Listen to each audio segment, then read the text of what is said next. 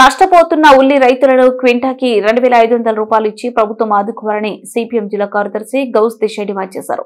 CPM party బృందం ఆ party జిల్లా కార్యదర్శి గౌస్ దేశాయ్, జిల్లా కార్యదర్శి వర్గ సభ్యులు పిఎస్ రాధాకృష్ణ, సిపిఎం పార్టీ మండల కార్యదర్శి కె రాజు, సిపిఎం పార్టీ మండల నాయకులు గఫూర్ మియా బృందం కలిసి వల్కూరు గ్రామంలోనే పంట పొలాల్లో ఉన్న ఉల్లి పంటలను పరిశీలించడం జరిగింది.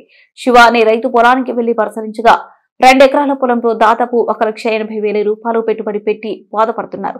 ఇప్పటికే 15 రోజుల కిందట ఉల్లి పంటను పీకించారు. ఆ ఉల్లిని కోత కోసి గ్రేడింగ్ చేయాలంటే దాదాపుగా 40,000 ఖర్చు వస్తుందన్నారు. అలా చేసిన గిట్టుబాటు ధర లేక పెరిగిన ఉల్లిగడ్డను అలాగే పొలంలో వదిలిపెట్టారు. 1,75,000 రూపాయలు ఖర్చు వచ్చింది. ఇప్పుడు దీన్ని పెరికి గ్రేడింగ్ చేస్తే ఇంకొక 40,000 రూపాయలు ఖర్చు వస్తుంది. ఇది ఇట్లే పొలాల్లో వదిలితే కనీసం 40,000 నాకు మిగులుతుందని చెప్పేసి ఒక ఆందోళన ఆ రైతు వ్యక్తం చేస్తూ ఉన్నాడు. మేము అడిగాం, అయ్యా ఇప్పుడు 1,200 గిట్టుబాటు ధర గవర్నమెంట్ ప్రకటించింది కదా, అది సరిపోతుందని చెప్తే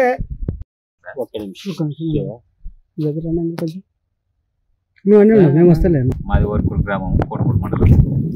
నేను 2 ఎకరాలు ఉల్లిగడ్డ వేసినాను. 1,70,000 ఖర్చు పెట్టిన ప్రజెంట్ ఇప్పుడు వరకు. ఇప్పుడు కోతకి ఎత్తడానికి అటు ఇటుగా 50,000 ఖర్చు వస్తుంది. ఎకరా 13,000 రూపాయల లెక్క 26,000 కోతకు అవుతుంది.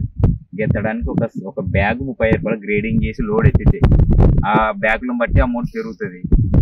దాన్ని బట్టి చూస్తే 1,200 పోతే ఏం గిట్టుబాటు కదా సార్. ఇప్పుడు కనీసం 2,000 దాటితేనే మాకు కొద్దిగా అంతో ఎంతో వస్తుంది. కానీ 1,200 అంటే ఏం అసలు చెప్పుకోలేం కదా సార్. మా బాధ గవర్నమెంట్ చర్య తీసుకోవాలి సార్. మా లాంటి రైతులు